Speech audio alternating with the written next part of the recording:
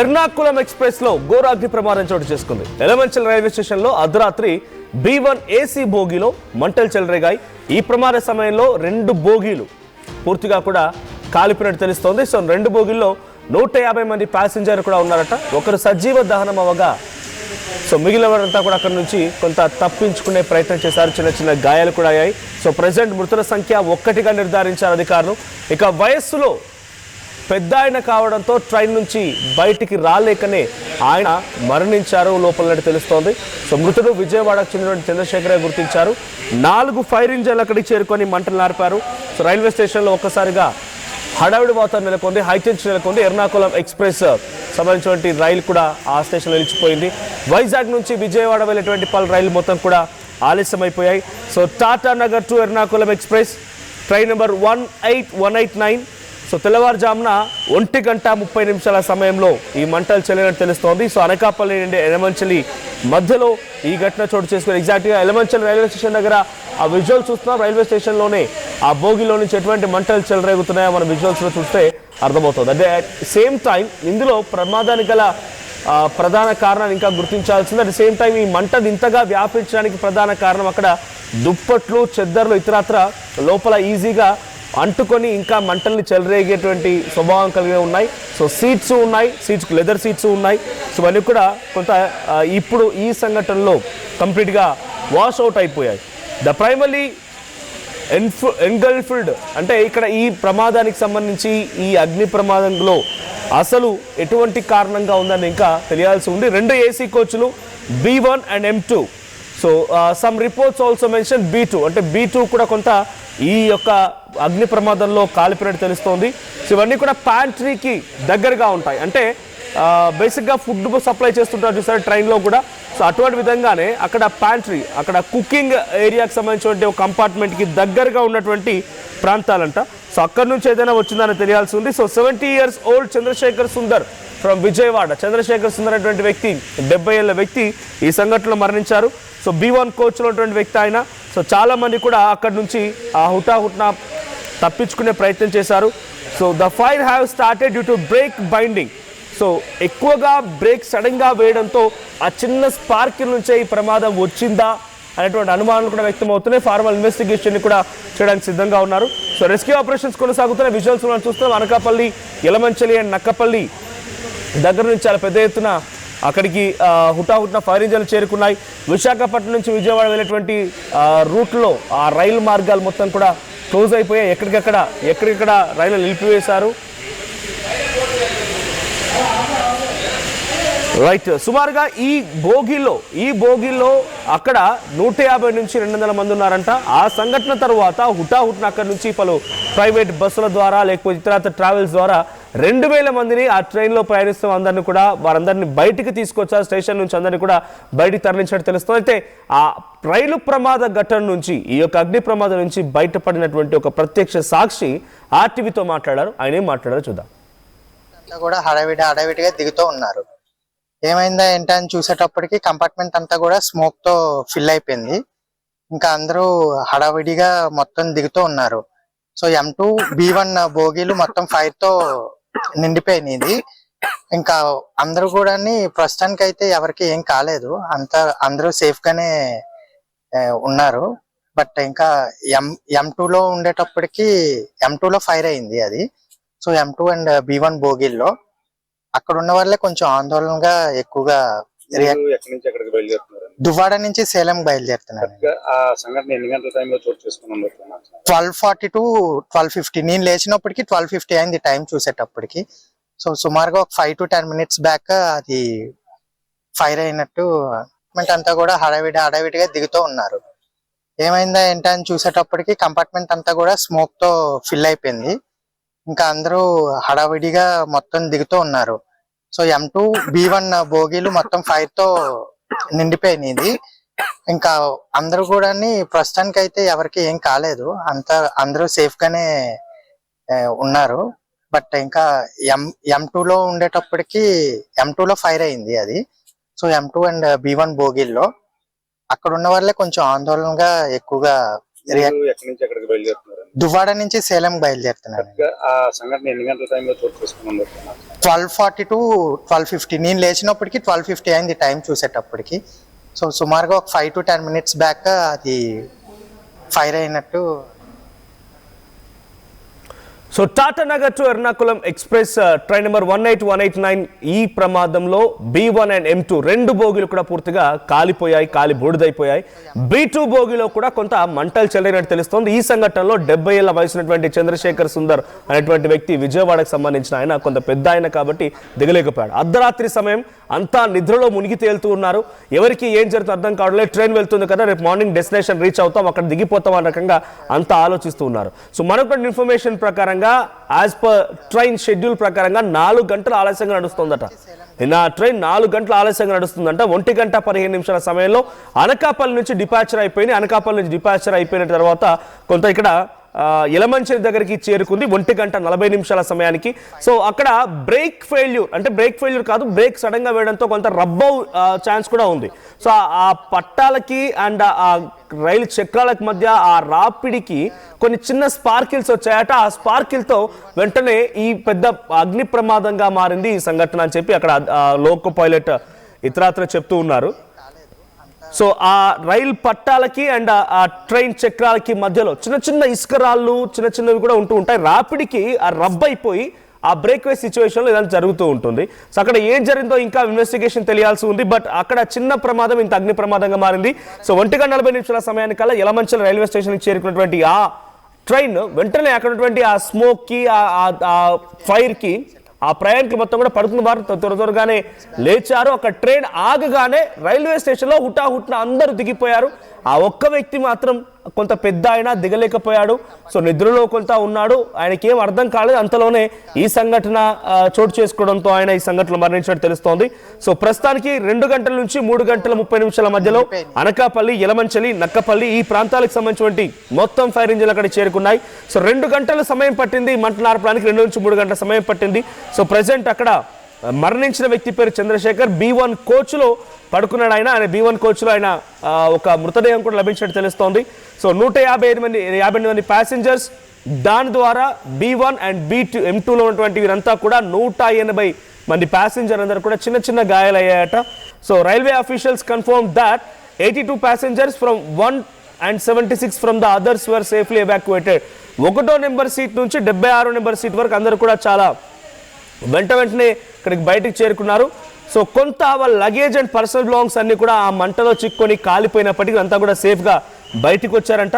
So ఈ సంఘటన పైన south central railway special forensic investigation teams కూడా అనౌన్స్ చేసింది.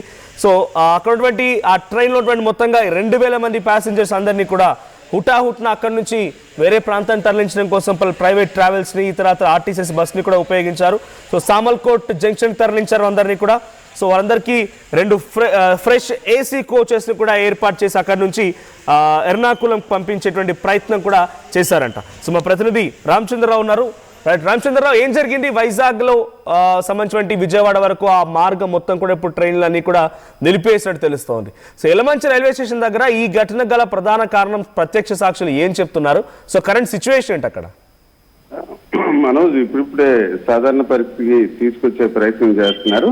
అయితే అర్ధరాత్రి మీరు చెప్పినట్టు 12:40 నుంచి 12:50 నిమిషాల మధ్య ఈ ప్రమాదం చోటు చేసుకోవడం, పెద్ద ఎత్తున మంటలు చెలరేయడంతో ఆ మంటలు అదుపు చేయడానికి దాదాపు 2 గంటలు సమయం పట్టింది. దీంతో ఇటు విజయవాడ అలాగే ఇటు చెన్నై వైపు వెళ్లే పలు రైళ్లను అక్కడికక్కడ రైల్వే స్టేషన్ లో నిలిపివేశారు. ఇప్పటికీ దాదాపు 3 గంటల ఆలస్యంగా పలు రైళ్లు నడుస్తున్నాయి. అయితే ఇప్పుడే సాధారణ పరిస్థితి నెలకొని ఇతర మార్గాలుగా రైళ్లను తరలించే ప్రయత్నం చేస్తున్నారు. దీంతో విశాఖకు వచ్చే ఇటు గోదావరి అలాగే ఉదయ్ ఎక్స్ప్రెస్ ఇతర ఎక్స్ప్రెస్లన్నీ కూడా ఆలస్యంగా నడుస్తున్నాయి. అయితే ఇప్పుడు యథావిధిగా రైళ్లను కొనసాగించే ప్రయత్నం అయితే జరుగుతుంది. మనకున్న సమాచారం బట్టి రాత్రి 12:40 నుంచి 12:50 మధ్య ఈ సంఘటన చోటు చేసుకుంది. అయితే ఈ ప్రమాదానికి గల కారణాలు ఇంకా స్పష్టంగా అధికారులు నిర్ధారించలేదు. ప్రధానంగా ఏసీ బోగిల నుంచి మంటలు వచ్చి వ్యాపించాయా లేక రైల్వే స్టేషన్ సమీపాన బ్రేక్ వేసే సమయంలో కింద ఏదైతే వీల్స్ నుంచి ర్యాపిడ్కి గురై ఈ రకంగా మంటలు వచ్చాయా, లేకపోతే ప్యాంట్రీ కారు సమీపంలో ఉంది అక్కడ బోగి, అక్కడి నుంచి వచ్చాయా అన్న విషయంపై స్పష్టం రాలేదు. అయితే ఎక్కువ మంది ప్రయాణికులు ఆ అర్ధరాత్రి బోగి నుంచి దిగేవారు మాత్రం అక్కడ ఏదైతే బోగిలో ఏసీ కోచ్ దగ్గర నుంచి కొంత స్పార్క్ లాగా వచ్చిందని చెప్తున్నారు. అయితే ఇది ఇంకా స్పష్టంగా మనం చెప్పలేము. ఏదేమిటికి ఆ సమయంలో దాదాపుగా 2000 మంది ప్రయాణం చేస్తున్నారు. ఒకటి నుంచి ఒక్కొక్క బోగిలో ఒక 70 నుంచి 72 మంది ఉన్నారు. మొత్తం చూసుకుంటే అక్కడ ట్రైన్ లో ఏదైతే ప్రమాదానికి గురైన 2 కోచ్లకు సంబంధించిన B1, M2 లో దాదాపు 180 మంది వరకు ఉన్నట్టు తెలుస్తుంది. అయితే వీరందరూ సురక్షితంగా ఉన్నారు. ఇప్పటికే ఆర్టీవీ విషయంపై స్పష్టంగా సమాచారం ఇవ్వడం జరిగింది. విజయవాడకు చెందిన ఒక వృద్ధ ప్రయాణికులు మృతి చెందారు. అయితే అందరూ ఒకసారిగా యలమంచిలి రైల్వే స్టేషన్ కి ట్రైన్ చేరుకున్న వెంటనే అప్పటికే ఒక 5 నిమిషాల ముందే మంటలు వస్తున్నాయనే విషయంపై కొంత గందరగోళం నెలకొంది. అలాగే 12:30 దాటిన దశలో కొందరు నిద్రపోతున్నారు, మరి కొందరు కూడా ఏదైతే మొబైల్ చూసుకోవడం ఇట్లా ఉన్న వారందరూ కూడా ఒకసారిగా అప్రమత్తమయ్యారు. వారందరూ కూడా ట్రైన్ ఆగిన వెంటనే కిందకి దూకేయడం, దిగిపోవడం అట్లా జరిగింది. అయితే ఊహించిన విధంగా ఆ ఒక్క ప్రయాణికుడు మాత్రం ఉండిపోవడం జరిగింది. ఒక్కసారిగా మంటలు వ్యాపించడంతో అధికారులు అయితే మిగతా బోగీలకు మంటలు వ్యాపించకుండా దాన్ని వేరు చేసే ప్రయత్నంలో ఉండి ఆ విషయాన్ని కొంత మర్చిపోయారు అని మనం చెప్పుకోవచ్చు. అయితే ఒకసారిగా మంటలు వ్యాపించడంతో అందరూ దిగిపోవడంతో ప్రయాణికులు అందరూ దిగిపోయారు, ఖాళీ అయిందన్న భావం కూడా నెలకొనడం వల్ల ఇలా రకంగా జరిగింది. నిజానికి రైలు యలమంచిలి స్టేషన్ కి చేరుకున్న వెంటనే అధికారులు అలాగే మిగతా బోగిల్లో ప్రయాణికులు కూడా అప్రమత్తం అయ్యారు. సామాన్లు తీయడం, వారు వ్యక్తిగతంగా కూడా కొందరు లోపలికి వెళ్లి బయటకు తీసినట్టు కూడా ప్రయాణికులు చెప్తున్నారు. అయితే ఇప్పటికే అక్కడ రామచంద్రరావు 1 నుంచి 76 సీట్ నెంబర్ వరకు మాత్రమే B1 బోగిలో మీరు చెప్తున్నట్టుగా కొంత సేఫ్ గా ఉంది, వాళ్ళు సామాన్లతో బయటకు రాగలిగారు. సో మిగిలినవంతా కూడా వాళ్ళు కొంత ప్రాణాలతో బయటపడడం, తర్వాత చిన్న చిన్న గాయాలవడం అంతా ఓకే, కానీ విలువైనటువంటి సామాగ్రి మొత్తం పూర్తిగా కాలిపోయిందని చెప్తున్నారు. ఒక వ్యక్తి కూడా మరణించాడు, ఒక పెద్ద ఆయన మరణించాడు. ఈ సంఘటన పైన అక్కడ రైల్వే అధికారులు ఏం చెప్తున్నారు, వారికి ఎటువంటి సహాయం చేశారు, వారు ఆల్టర్నేట్గా రూట్స్ ఏర్పాటు చేశారా, తర్వాత అక్కడ వాళ్ళ సామాగ్రికి సంబంధించి మేము విలువైనటువంటి సామాగ్రి కోల్పోయాం, దాంట్లో ఏదైనా ఉండొచ్చు, బంగారం ఉండొచ్చు, సర్టిఫికేట్స్ ఉండొచ్చు, ఫోన్స్, ల్యాప్టాప్స్ ఏదైనా ఉండొచ్చు, వాటి గురించి అధికారులు ఏం చెప్తున్నారు, అక్కడ ప్రయాణికుల ఆవేదన ఏం కనబడుతోంది? వాస్తవానికి ఎక్కువగా సామాగ్రితోనే దిగిపోయారు. ఒకరిద్దరు మినహాయిస్తే ఎక్కువ సామాగ్రి మాత్రం ట్రైన్ దిగి ఒక 2-3 నిమిషాల్లోనే వ్యవహారం జరిగింది. అయితే ఎక్కువ మంది ఇతర సామాగ్రి మినహాయిస్తే పెద్ద విలువైన వస్తువులు కోల్పోయినట్టు ఇప్పుడున్న సమాచారం లేదు. ఎందుకంటే రాత్రి సంఘటన జరిగిన వెంటనే సురక్షితంగా బయటపడ్డామన్న భావంతోనే చాలా మంది ఉన్నారు. ఇది ఒక రకంగా ఒక ఘోర రైలు ప్రమాదం జరిగినట్టే మనం చెప్పుకోవచ్చు. అయితే అదృష్టవశాత్తు ఎవరికి ప్రాణాలు నష్టం జరగకపోవడంతో కొంత, అంటే ఒక్కరు మినహాయిస్తే ఎక్కువ మందికి ప్రాణాలు నష్టం జరగకపోవడంతో కొంత ప్రజలు ఒక ప్రమాదంలో కూడా కొంత ఉపశమనం భావంతో ఉన్నారు. ప్రధానంగా ఈ రైలు బోగీలు మిగతా బోగీలకు మంటలు వ్యాపించకుండా, అలాగే రైల్వే స్టేషన్ నిప్పు అంటకుండా వాటి మీద ఎక్కువ దృష్టి పెట్టారు. మీరు తెలుసు, అనకాపల్లి, నక్కపల్లి, యలమంచిలి చుట్టుపక్కల ఉన్న ఫైర్ ఇంజిన్లను పెద్ద ఎత్తున తీసుకొచ్చి వెంటనే మంటలను అదుపు చేయడంతో ఒక తీవ్రత తగ్గింది. ప్రస్తుతానికైతే ఈ సామాగ్రి విషయంపై పెద్ద ప్రజల్లో అంటే ప్రయాణికుల్లో ఆందోళన కనిపించట్లేదు. ఒక రకంగా ప్రమాదం నుంచి బయటపడ్డాం, ప్రాణాలకు కాపాడుకున్న భావంలోనే వారంతా ఉన్నారు. అయితే ఇంకా ఎవరైతే చంద్రశేఖర్ కుటుంబ సభ్యులకు సమాచారం అందించే ప్రయత్నం జరుగుతుంది. అతను పూర్తి వివరాలు, అంటే ప్రస్తుతానికి ఏదైతే డేటాలో ఉన్న అంశం బట్టి అతను పేరు, ఏజ్ ని గుర్తించడం జరిగింది. అయితే పూర్తి వివరాలు ఇంకా రావాల్సింది. అయితే ప్రస్తుతానికి రైలు మంటలు అయితే అదుపులో పూర్తిగా వచ్చి రాత్రి 1 గంట నుంచి 2:30 గంటల మధ్యనే వాటిని అదుపులోకి తీసుకోవడం జరిగింది. అయితే ఈ ప్రమాదం ఎలా జరిగిందన్న విషయంపై ఇప్పటికే ఫోరెన్సిక్ సిబ్బందిని అక్కడ చేరుకోవడం జరిగింది. అదే ఇతర ప్రాంతాల నుంచి కూడా తప్పించి ప్రమాదం ఎలాగ జరిగిందన్న విషయంపై నిర్ధారణ చేసుకునే ప్రయత్నాలు అయితే జరుగుతున్నాయి. ఇప్పటికే అనకాపల్లి ఎస్పీ కూడా అక్కడ చేరుకున్నారు. Manoj, right, thank you Ramachandrarao. So మొత్తంగా ఈ ఇన్సిడెంట్కి సంబంధించి పెద్ద ఎత్తున అక్కడ తీవ్ర ఒక హై టెన్షన్ నెలకొంది. సో సుమారు కొన్ని గంటలు పట్టింది అక్కడ మంటలు ఆర్పడానికి. 2 బోగీలు B1 అండ్ M2 2 బోగీలు కూడా ఈ సంఘటనలో పూర్తిగా కాలి బూడిదైపోయాయి. B1 బోగిలో ఉన్నటువంటి చంద్రశేఖర్ అనేటువంటి ఆ 70 ఏళ్ల పెద్ద ఆయన ఇప్పుడు ఈ సంఘటనలో మరణించినట్టు తెలుస్తుంది. మృతదేహాన్ని కూడా గుర్తించారు అధికారులు. సో ఈ సంఘటన పైన అక్కడ ఉన్నటువంటి రైల్వే పోలీస్ అధికారులు మాట్లాడుకొచ్చారు ఆర్టీవీతో. వారు ఏం మాట్లాడారో చూద్దాం.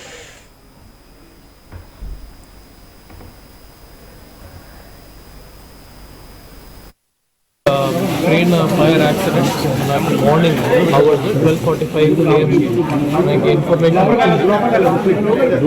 ఇది అరుణాకుళం ఎక్స్ప్రెస్ టాటా నగర్ టు అరుణాకుళం వెళ్తుంది. మధ్యలోనే ఎలా మంచినీళ్ళునే స్టాప్ కూడా లేదు. కానీ ఈ ట్రైన్ ఫైర్ యాక్సిడెంట్ జరిగినప్పుడు ఒక వ్యక్తి చైన్ పుల్ చేసిన తర్వాత ఇక్కడ ఎలమంచిలి రైల్వే స్టేషన్లోనే ఈ ట్రైన్స్ మనకి స్టాప్ అయిపోయింది. Main fire origin M2 are B1 మనం ఫిగర్ అవుట్ చేసాము. ఇందులో కాజ్ ఆఫ్ ఫైర్ యాక్సిడెంట్ ఎప్పుడు కూడా మనం అసర్టైన్ చేసుకుంటున్నాము. FSL టీమ్ని పిలవడం జరిగింది. 2 FSL టీమ్స్ మనం పిలవడం జరిగింది. సో వెదర్ ఇది ఎలక్ట్రిక్ షార్ట్ సర్క్యూట్ జరిగింది లేకపోతే వేరే ఇష్యూలోనే ఇది ఫైర్ యాక్సిడెంట్ జరిగింది, అది మనం వెరిఫై చేస్తుంటున్నాం. In total 80 passengers in one coach, 82 passengers in one coach. Second కోచ్లో 76 passengers మనకి టోటల్ లిస్ట్ కన్ఫర్మ్ చేయడం జరిగింది. ఫార్చునేట్లీ అందరూ బయటకి వచ్చేసారు, టైంగానే వచ్చేసారు. And they are sent back in a separate train to Ernakulam. Unfortunately ఒక డెడ్ బాడీ కూడా మనకి B1 కోచ్లోనే దొరికింది. It has been identified as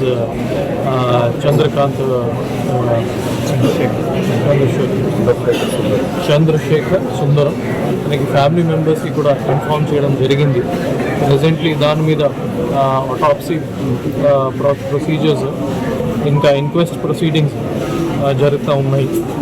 ఇంకా ఇది 2 కోచెస్ మనం మెయిన్ ట్రైన్ నుంచి సెపరేట్ చేయించాము. Rest of the train already welder and that is on its way to Ernakulam. Remaining passengers, all the passengers are safe and healthy. వాళ్ళకి railway department ద్వారా, RPF ద్వారా, GRP ద్వారా, fire department ద్వారా, police ద్వారా అది assure చేయడం కూడా జరిగింది. They will be sent on the next train back to అరుణాకుళం.